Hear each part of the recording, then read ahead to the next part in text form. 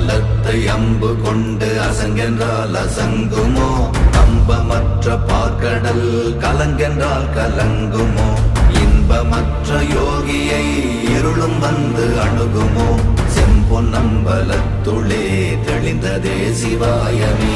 ஓம் நமச்சிவாய ஓம் ஓம் நமச்சிவாய ஓம் நமச்சிவாய ஓம் ஓம் நமச்சிவாய ஓம் நமச்சிவாய ஓம் ஓம் நமச்சிவாய ஓம் நமச்சிவாய ஓம் ஓம் நமச்சிவாய.